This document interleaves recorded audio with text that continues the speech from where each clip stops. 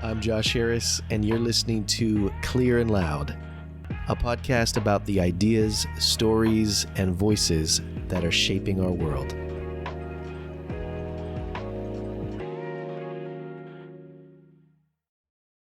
Leaving a job is never easy.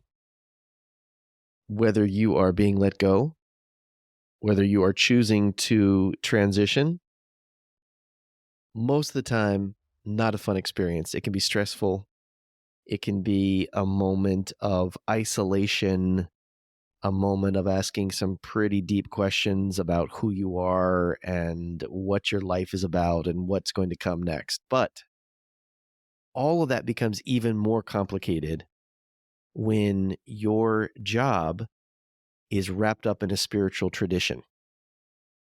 My guest today is Matt Davis, who pastored for a number of years, left pastoring, had to step down from that role, went through some very difficult struggles in that transition, and has now helped to start an organization that assists other pastors who are transitioning out of pastoral ministry. So churches and nonprofits are hiring Matt and his team to consult them and help them provide coaching and counseling and career guidance to men and women whose lives have been upended by a pastoral transition.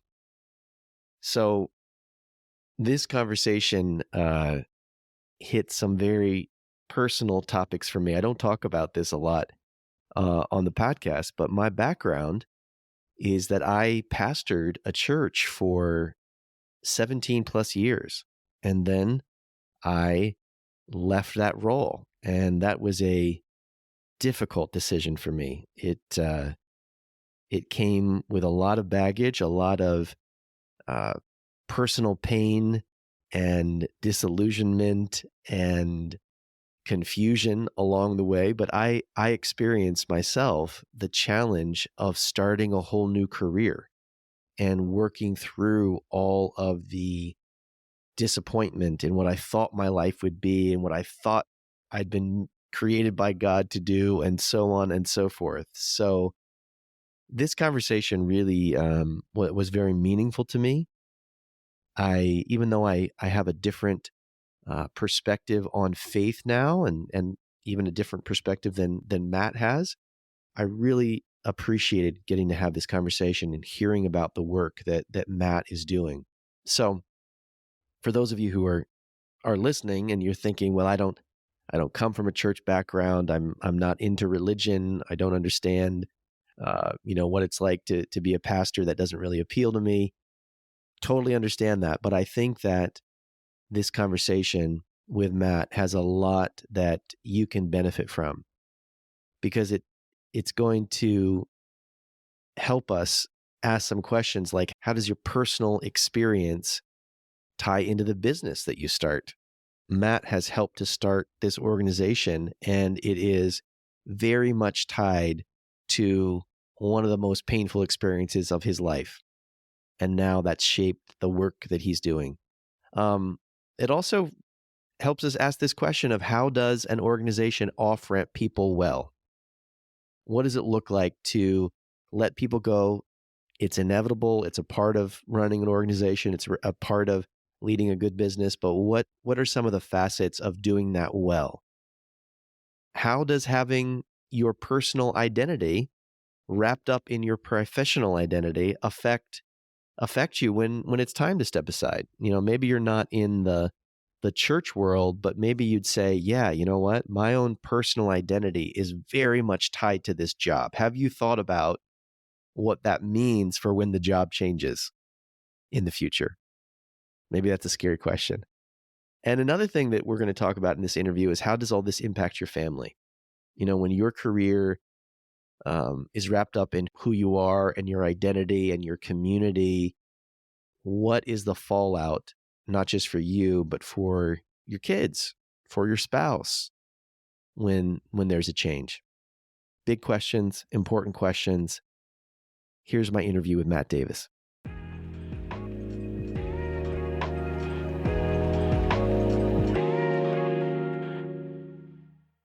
Well, I want to just acknowledge the elephant in the room, Let's do it. which is which is that I left being a pastor after 17 years of serving in that role, and then in a very public way had my own, process of rethinking faith, whatever you want to call that, deconstructed my faith.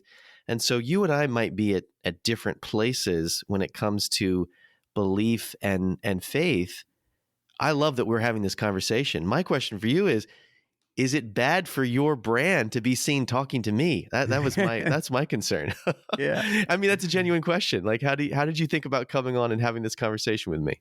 Yeah. And I'm thinking, is it bad for your brand to have me come on too? So I was thinking the same thing. It's all good. No, I think this is the issue though, right, Josh? Like, we don't talk about these things, and we've created walls and we've created division. And Yeah. I think that we have to do this differently. And so, yeah, and it's been a little bit since you and I've caught up, but I'll say that I've gone through the ringer and back, and I've had my own pastoral transition. This just wasn't, I didn't wake up one morning and say, hey, we got to do something about this. I lived through it, and it was hard. So I think you and I both went through a very similar experience of a public exit out of church. It was not easy. There was a hard road. And I even just you walked with me through some of that early on, and I was a bit of a mess. And not that I'm all put together even now, but that process of coming through it, I think this is good for the brand, because I want us to be able to have good conversations about it. And I think there's a difference between hey, you go to your corner, I'll go to my corner, and we can have peace because we never interact, or let's actually just come to the middle. Let's see where we have some common ground, and then let's move forward and see what we've learned in the process.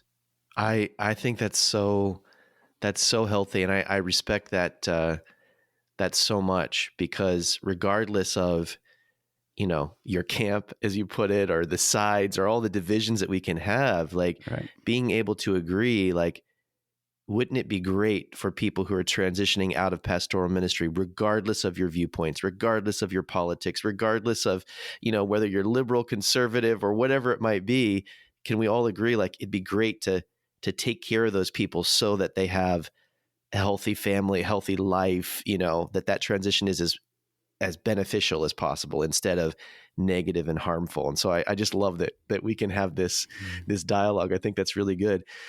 Someone might say, hearing this, why do pastors need special support? People change jobs all the time. This is a common occurrence. I guess my question for you is, if you're speaking to people who don't have a religious background, or even more specifically, don't have a knowledge of pastoral ministry, what would you say to them to explain the unique challenges of being in a pastoral role and then stepping away from it?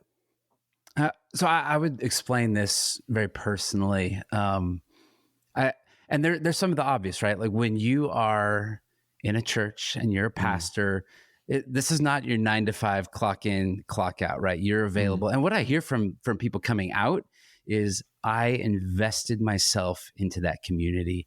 And my wife describes it as, you become woven into the fabric that, there's the wisdom literature that says that a cord of 3 strands is not easily broken. But that church life is this 4th strand that gets entangled into everything else that you do. So it's part of your family, your community, your friends, your kids' friends, your school, all of that stuff becomes intertwined. And so it's really hard when you start to pull that, this is not just a job, but it was our way of life. Oftentimes that pastor has to leave that community, and it's not just finding a job, it's finding a new everything. And the harder that process comes in the end, the harder it is to kind of unravel and untangle all of that. That makes so much sense. I guess why is it that, and I think this is this is necessary just because of the dynamics, but why is it that the pastor has to leave so often that community? Why can't he just, not be the pastor anymore, but now he's just a member of the church, and his family and his kids and all of those things don't have to be affected. Yeah. So I want to explain that by telling a story, because that, despite my exit out of ministry at my church, I was there for 22 years, Mm, and my kids were part of the school that was attached to that. And I was friends with these guys, and I had made a series of mistakes that really, like, it was telling, not just for the elders at the church, the leadership, mm, but also for us, that I need to not be here in this spot anymore, in a mm. leadership position. And what I was asked was, we still want you to continue to come to the church. And Oh, so they after actually made that request to you. Like they said they wanted that. they did, they said, Wow. we want to do this differently. And I'll tell you, like, they wanted that far more than I wanted, because I was like, get me on the first plane out of here. And really, to the extent that it was hard for me for a while. Like, I could not shop at Trader Joe's in my own town, because people would Mm, come up to me and like, "Hey, pastor, I mean, wait, Matt, like, what do I yeah. call you?" Right. Like, so it's so awkward for them. It was awkward for me to have to take care of them. So I was Wow. going like 20 miles away to the grocery store over there. But I remember the first time that we showed up and came back to church after my letter of sin was read, Mm, and how hard that was. We met with some of our friends at the church, and they formed what was like a Roman phalanx around us, right? And they mm, just walked us in. We got there a couple minutes late, but they walked us in, and we sat in the back, and they surrounded us. But I mm, remember one of those moments as we're walking in and turning around, and my wife is 20 feet behind me. And later on, we would process that, and people were coming up to me and wanting to talk and everything else. But my wife would later say that day, she said, "This is what it's like.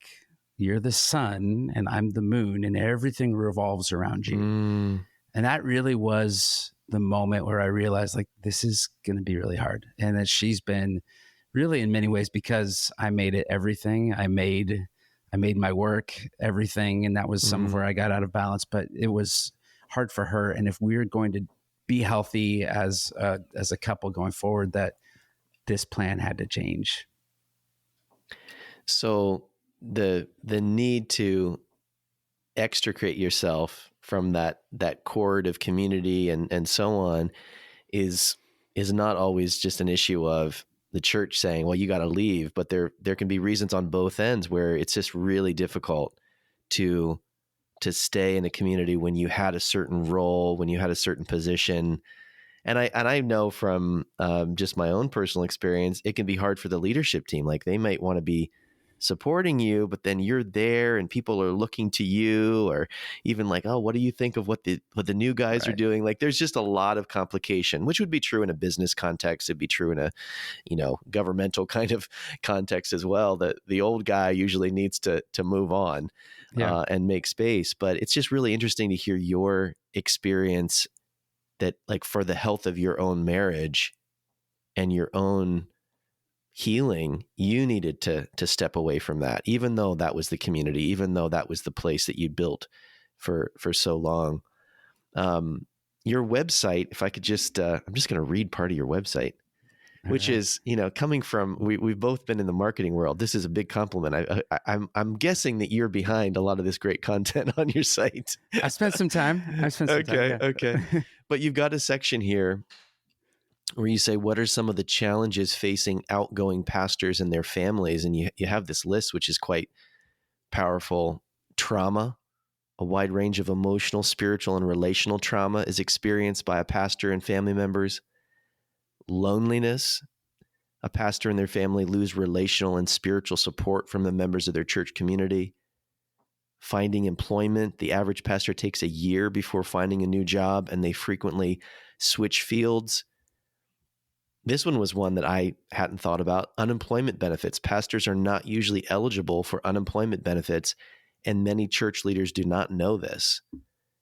Financial devastation. Transitioning out of ministry causes financial hardship for pastors, resulting in housing relocation.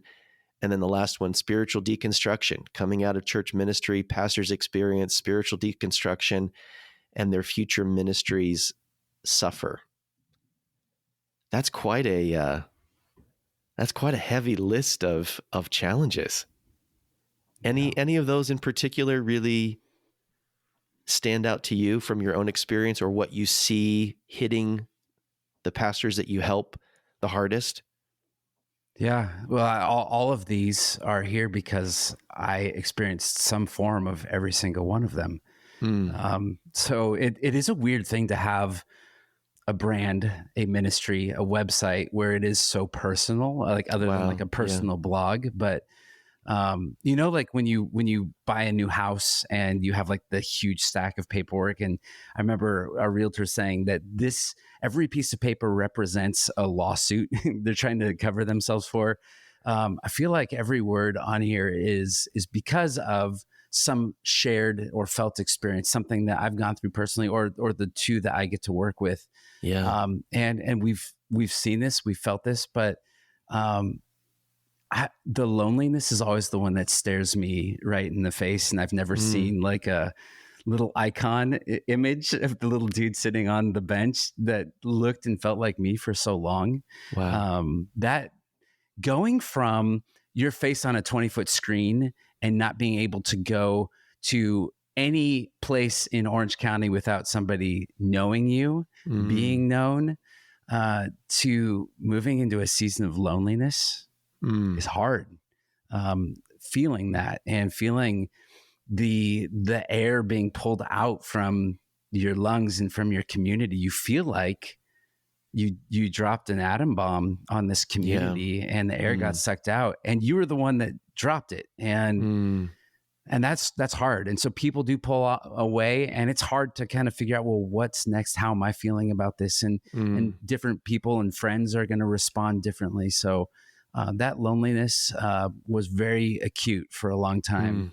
And then we moved to Kentucky where we knew nobody. And then there was COVID, and it was like, Oh gosh. wow, this is lonely. So we're rediscovering community and what that Mm. looks like, and trying to feel connected again. Mm. Are there any parts of your own story with pastoral transition that you want to share, just in terms of how that unfolded? I mean, you referenced earlier that there were mistakes that you had made, but the people you work with, they could be transitioning because, boy, they just somebody on the elders board decides this person needs to move on, or there could be all kinds of disagreement and so on. But what was your unique experience? How much of that kind of thing are you and your team dealing with as you help other pastors? So I did not, and I want to make it clear, I did not go out to start this as like revenge against my former church community. Like, I'll show them the pain. This Right. actually found me, and one of my partners, his name's Bill Tom, had been in the marketplace for a long time as a Christian, but Yeah. what he focused on was. Uh, Helping people with career pivot, job changes, job transition. Oh, And amazing. he Yeah. kept getting ex pastors coming to him. He kept Really? getting these guys who were let go from the church Yeah. who had really horrible stories. And Bill is an empath, and he's been in that kind of work for 35 years. And he just thought, this is uniquely hurtful. This is uniquely painful. And he would even say, that he would weep with these people as they're sharing their stories. Oh And my I, gosh. I started to realize like this is not a unique thing. Our other partner, who's a licensed marriage and family therapist, was a pastor's kid whose father Okay. continued to get moved from one place to the next, and he just developed a heart. He was a missionary for a while, but really developed a heart for people that were hurting. And so Yeah. we came together and found each other as a result. In fact, it was the chairman of the elder board who went through my process, who was the one who told Bill, my partner, said, "Hey, you should probably talk to this guy, Matt. He went through the experience and lived to tell about it." So that was the beginning Incredible. of how pastoral transition started. Bill had this idea. He says, "How can we make this better?" And so we get to meet with men, women, people who are in nonprofits, people who are part of higher education, Mm. um, and these are folks that are just struggling coming out, or your leadership, and you're trying to figure out how do we do this well. Mm. And we just don't know the path. We don't know everything that they're going through, but we want to do this well. And I'll never Mm. forget, Josh. It was 2 months after we we're out of I was out of ministry, out of my position, and we're now still going to the church. And there's a guy who came up, and it was after service, and he looked at me and he said, "Pastor, I don't know what you did, but I'm sure as hell glad that the elder board doesn't know what I've done because they would have kicked me out a long time ago." And I realized, I mean, Wow. isn't that a That's a crazy, like that's a great statement. Yeah. and I just realized not only are people watching, but the world is Mm. watching Yeah. how we do this. And So um, let me just yeah, underline what you just said here and see if I understand it. This is a member of the church who's saying, I'm watching from a few steps removed mhm. how you're being handled as a leader.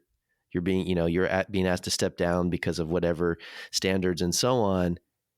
And that's communicating a big message to him that, whoa, like, I don't want anybody knowing my business because I'd be getting the boot here too. So it's like how we treat leaders communicates to everybody that's watching. This is how we view flawed, imperfect people. This is how we treat people.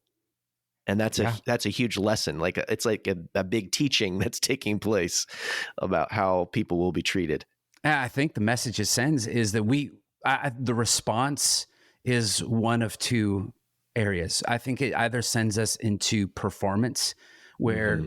we're going to make sure that we are We never screw above up. board, right? Never Yeah. screw up, never screw up. That's good. I love that. Or the other way is it's not performance, but it's protection. And when we're in protection, Mm. we go into hiding. Yeah. And anything that it's like we always used to say high school students were the best poker players because they would never show their cards. They keep them really close to themselves, right? Because like once that high schooler like shows their mom like, hey, I smoked marijuana, like, and they freak out, then Right. right. So we go into hiding. That kid says, I'm never showing that card again. And so Yeah. I just realized, like, in that moment, this guy who's making this observation, and it didn't actually hit me in that moment. I just thought how profound it was in that Mm. moment, but it's become more profound to me is that the people are watching, and I want to make sure that we are doing this well so that we don't take something that's already hurtful and make Mm. it more so. Why do you think churches seemingly handle this poorly? Like your partner uh, was helping people pivot in their careers, and he starts talking to all these pastors that are transitioning out of being out of pastoral ministry, and he's noticing, whoa, this is really bad. Like there are a lot of bad experiences here. What are the contributing factors? Why is that such a common theme? I'm not sure that churches do this uniquely horrible. I think just as humans that we Mm. don't let people go. We're not good at separating. I've lost contracts with people. I was recently let go from a major employer on the marketing side of things, and it didn't go well. It wasn't done with grace. Like it was painful. It was hurtful. I think the hard part with doing it within the Christian context or the church context is it feels like we should know better. Like Yeah. if you do this poorly, Mm. it's off brand, right? Yeah. Like Yeah. It makes it, sense. so I don't think that doing it poorly is a church thing. I think we all do it poorly. I think we're just not Mm. supposed to, and we are still. And that's the place where I want to be able to step in and say, there's a better way to do this. Yeah. And I'm not even an advocate for like we should never fire people. There are people who deserve and ought to, and I should have in mind as well. So that No, is that's not the fair. solution, Yeah. right? Like Yeah. it's a necessary thing, but we don't have to do it in an unnecessary way. I really respect that answer because it's something that I have been learning in my own life. My experiences were so tied to the organized church, specific denominations, and so on. Mm. And so in a lot of different categories, I can think, oh, wow, this is really bad. These church people are really bad. But as I'm just like out in the world, having more experiences, interacting in businesses and other organizations, other groups of humans, you start realizing, oh, wow, no, we just all suck at this. Mm. I just got a particular experience of it in the church. And And so but I do think that's true. I think that there's this expectation, maybe a higher expectation, because, you know, we're God's people. We love one another. We're brothers and sisters in Christ, you know. So there's like this greater expectation.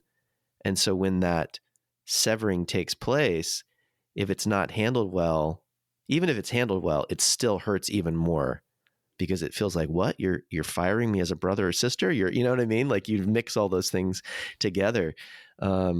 But I just realized as you're talking, like, yeah, I had my own negative experiences, but I also, as a leader in the church, made many of these mistakes.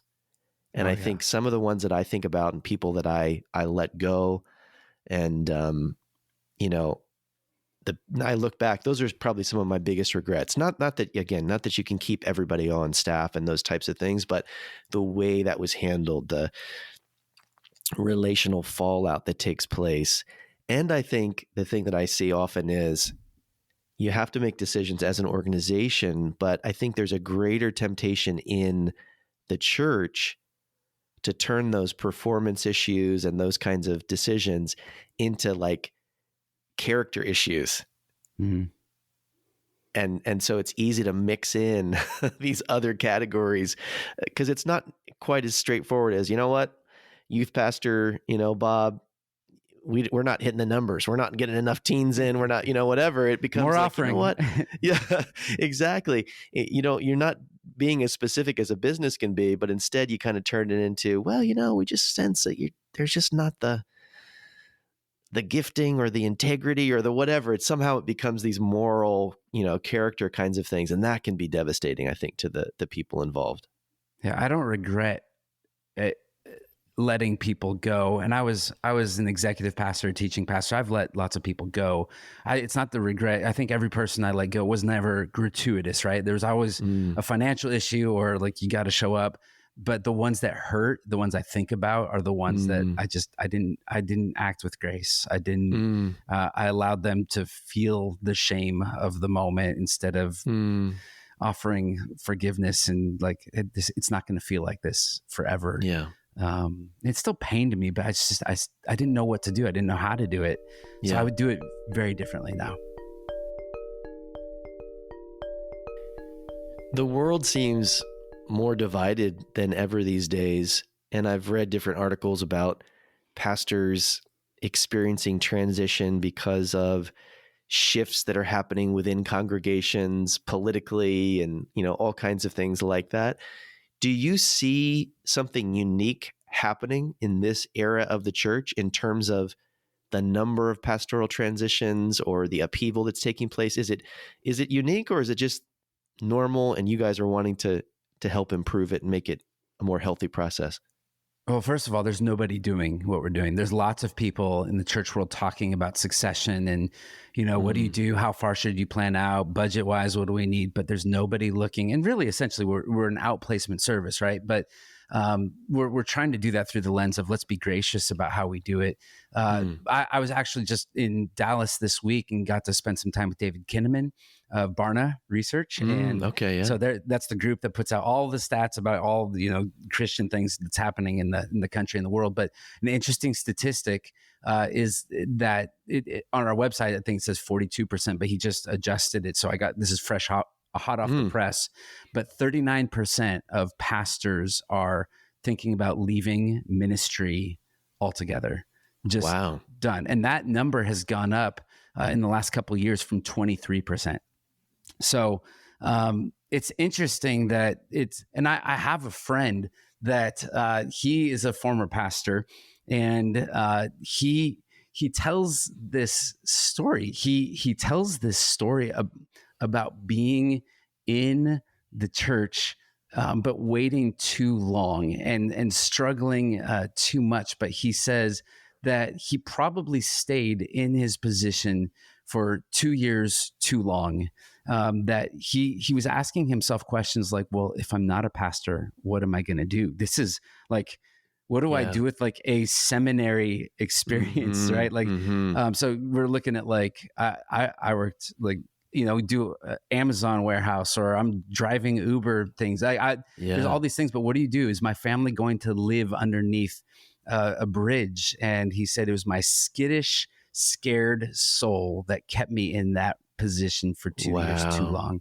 But I see it, and I think it's the divisions that you see, Mhm. where whether it's a social justice issue, Mhm. whether it's just really like we I think I miss the old arguments. I miss the complaints about the temperature in the auditorium and the volume of the worship. I mean, don't you Oh, think those that every those are the good pastor, old days. the Yeah. good old days, right? Like, get me back to those days. But um, it's the reason I have the hat on that I have now is it means multiply, not divide. Oh, I love that. And we decided we couldn't have any merch that said pastoral transitions going across the top. Nobody would wear that. Can you imagine like your pastor coming one day and saying, but essentially what we said was like, what's our message? And our message Yeah. is we want to grow this thing, but we've not done it very well. We've been Mm, dividing it for far yeah. too long.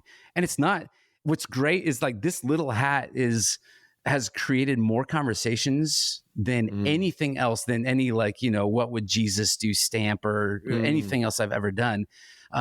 This because we feel it. So many What people can happens relate to that. Yeah. yeah, what happens in the church is a microcosm of what we see. Mhm. We have these racial divisions, we have sexual identity divisions, we have all of these divisions, and Mhm. it's just not supposed to be this way. And so we can't solve all of the problems of all the world, but we've decided here's one slice of the pie that we want to take on. You mentioned the unique challenge that a pastor faces if he or she wants to change vocations, and obviously there are deep levels of community and all those kinds of things, but just the practical level of that is a very specific niche training and qualification that doesn't translate well to the broader marketplace. If you have a seminary degree, if you have, this resume that shows all this service and leadership in the church, that's not going to be viewed with the kind of respect and appreciation, in the corporate world. So I'm just curious, like, do you encounter that frequently where people are saying like, I just from a financial standpoint, that the not knowing where I'll work or how to have a new career, that actually keeps people stuck in a role that they're not thriving in or they don't want anymore. Yeah, not only that, but I think it keeps people who probably should have retired 10 years ago, they're still in their position. So I don't think that we do a great job, even financially, to make sure Mm-hmm. that we're setting somebody up for success. But what I hear oftentimes is it feels like the clock is ticking. I feel the Mm. clock ticking. And so, So these are people that are heading towards retirement, and they're basically saying, I want to hold on to my role as the lead person because this is all I can do, or yeah, there's not the financial support to take care of me. they didn't, maybe it was their fault. They didn't save for retirement. They weren't ever getting paid enough, or you have Yeah. a pastor who's getting paid a salary that is far. I mean, I was in Orange County, California, right? So you Mm. can, if you're a pastor making $35,000 in Orange County, you're going to also be on welfare, right? Like you're not going to Yeah. make it. Yeah. So how do we make sure that we're compensating well? So yeah, there's certainly some of those situations, and I think it runs the gamut. But they're Mm. asking the question, what am I going to do? And you're trying to figure out, like, in some cases you're disqualified, you shouldn't be in ministry or whatever that looks like. But you what do I have right now that I can actually use to be of Mhm. benefit? Because this whole, I was a pastor, which used to have this respect, but I also kind of messed that up. And so now Yeah. what am I gonna Right. do? And that's a unique, I think, a unique challenge to being in ministry, being a pastor, that along the way, when you're making those decisions about what you're paid or the sacrifices to not have a backup plan, vocationally, not have a backup plan of education or whatever it might be, those decisions are respected and awarded along the way, awarded in the sense of honored, Mhm. because you're doing it for the Lord. You're doing this for God. You're Sacrificial. sacrificing. Yeah, Yeah. it's sacrificial. And so I just imagine, somebody listening going, well, why would they make those decisions along the way? That's so dumb. That's so short-sighted. And I think that's the piece that's unique about this vocation and if, career path, if you will, that there's often this priority on sacrificing because it's not, it's for the Lord. You're doing this because it's a calling. It's not just a job. It's part, God calling you into this. Those are really powerful and life-shaping convictions. And then when you get hit with the very mundane issues of retirement and what if, people want you to move on, but this is all you've got, or the church is firing you for whatever reason, or you have a moral failing that disqualifies you. Like it's like all of a sudden it's gone from spiritual and warm and, calling to hard facts, like hard realities of life. And that can be brutal. Yeah. Well, and it's oftentimes I think that we have these seasons of life, and there's a great author, Walter Brueggemann, and he talks about these seasons, and he works through this like everything's going fine and we're okay, and it's a season of orientation. But oftentimes, without warning, we are thrust and find ourselves into that season of disorientation. It's that wilderness season where we're asking, like, Yeah. what just happened? I hear people say that I got blindsided. I wasn't expecting it coming. Somebody even just said last week that their boss said, as long as I'm here in this position, you've got a job, only to find out you don't have a job anymore. And then what we want, what we long, because when you're in that season of disorientation, you just want to get back to orientation. Just take me to how it used to be. Yeah. But I don't think you can ever go back. Yeah. And he introduces that third season is a season of reorientation. It's not what it used to be, but it's a new normal. And if you asked me in my first couple of weeks coming out of being a pastor in ministry, I would have said, like, that's all it's all I'm good for. It's all I've ever wanted. It's all I wanted to do. And I'm not sure that, like, if I could, in the season of reorientation, I think I'm out of the wilderness. I think I'm out of disorientation now, thank goodness. But if I could go back to that Matt that was in the beginning of that disorientation, self-imposed disorientation, I would say, don't go back. There's a promised land ahead, but you're going to have to keep moving forward. Yeah. Got to get through this season.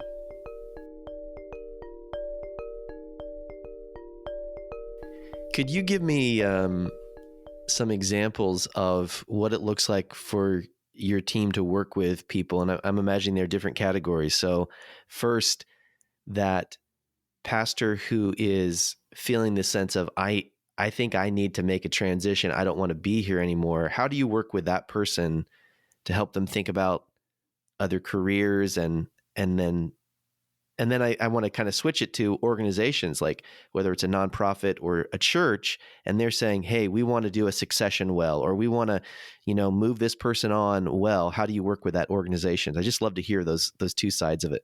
Yeah. Anticipation and time is going to make all the difference, right? So unfortunately, we're finding people who are finding us after it's too late, after they've been let go. Okay, so, yeah. and just from an operational standpoint, generally it's the church that is hiring us, bringing us in.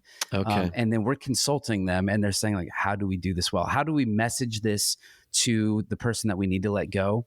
How do we stay on the same team? How do we now message this from the pulpit? How do we tell the people in the congregation? And what are the things that we can do along the way that preserve dignity and honor them as they're going out? So oftentimes when we're working with the organization, we're helping them to really kind of figure out what does healthy succession and communication in that process look like. Good. If somebody's exploring and they're in that, like, I'm not feeling this, or I want to do something else, I feel called to do something else, then we're going to work with them and say, here's some areas that you can think about, but let's have a good conversation with your leadership, and let's see if we can help walk you through. And so specifically what we do is we're helping those outgoing pastors and their families in the areas of career, coaching, and counseling.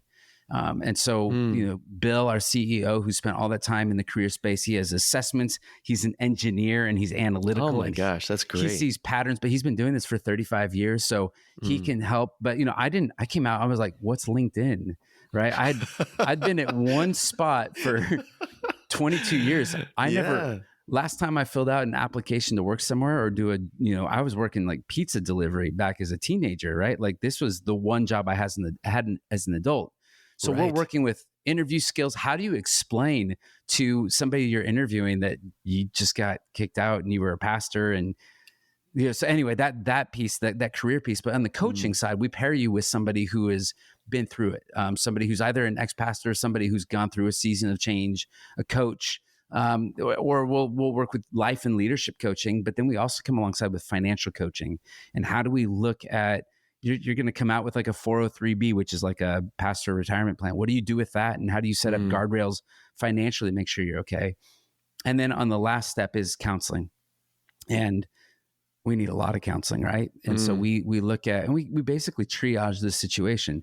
Some people, they might say like, I'm just going to grab a job with my father-in-law doing construction, and they're fine. They don't need the career piece. Mhm. But we'd like to at least say like, where are you at? How are you doing? What can we do with that? But that counseling piece, it is traumatic a lot of times. Yeah. And how are you dealing with that personally? How's your spouse dealing Mhm. with that? What's going on between the two of you? And I remember being in the pool the day that everything was announced on a Sunday morning, and we just got the heck out of town and we went to Mm. San Diego, and we were at a hotel for a couple days. I just remember being in the pool with one of my kids, and he looked at me and tears in his eyes. And he said, "Daddy, I liked being a pastor's kid." Mm. And you just realize like this just impacted everybody, and Mhm. this is going to take a while. This is not, an easy cleanup. And so we're there to walk that journey with them so that hopefully the elders, the leadership of a church or an organization, they can come alongside. They don't have to. I had guys like, hey, I have a job lead for you, or have you tried this, or here's a good counselor. They don't have to figure that out for the Yeah. outgoing person. They can just be a friend. That's so good.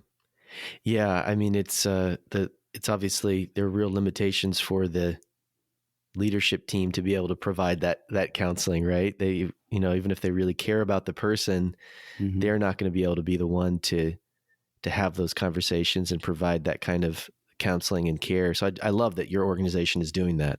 Yeah. I just think it's so powerful and so needed. And man, I mean, it just pierced me to the heart when you told that story about your son in the pool, because watching the decision to step down for me, move away from our community, and I really think, speaking of the church that I was a part of, they really cared for me well in terms of blessing me, honoring me, sending me off. I was the one that was initiating that change in role and so on. So I'm very grateful for that and all the ways that they provided care. But boy, the impact on your kids, Mhm. their whole world is that community.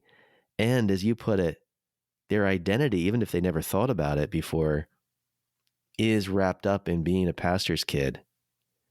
And so there's just a lot that's being processed. And I'm so grateful that you and your team are doing this work. Like, again, this podcast is primarily about great messaging and business and that type of thing. But boy, regardless of where anybody is in terms of their views of faith, like you meeting human beings at a unique juncture of confusion,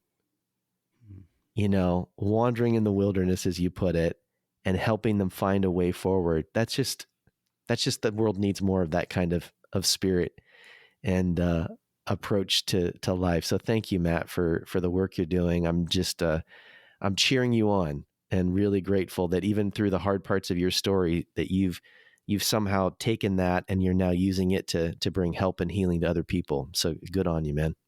Well, thank you. I'd say, my background, I'm Jewish, which makes everything really confusing. But what I would say, there's a phrase in the Jewish world, it's tikkun olam, and that means to repair the world. And Mm. the story that goes along with it that the Jews tell is that one day a rabbi goes up to God and says, God, there's so much pain, there's so much hurt, there's so much suffering in the world.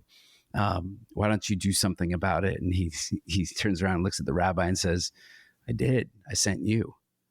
And I just realized for me, my identity was wrapped up in being a pastor. I thought that being a pastor was a calling for me, but really it was just an assignment. That's what I had to Mm, do for that season.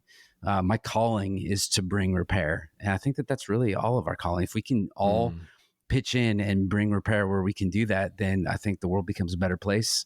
And from Christian faith, we're bringing healing, we're bringing kingdom in that place too. So that is our heart, and I hope it encourages anybody, whatever stage of the journey they're in. Thanks for listening to the Clear and Loud podcast. I'm your host, Josh Harris. Our producer is Pam Cameron, and this episode contains music by Jeremy Yaddo at Music for Podcasts. If you like what you hear, give us a boost by subscribing or leaving a review on Spotify or Apple or wherever you listen. We'd also love your feedback on today's episode. Or if you have a question you'd like addressed on a future episode or a guest you'd like us to consider, email us at hello@clearandloud.com. You can also shoot us a direct message on Instagram. Our handle is @clearandloud. Thanks for listening, and we'll see you next time.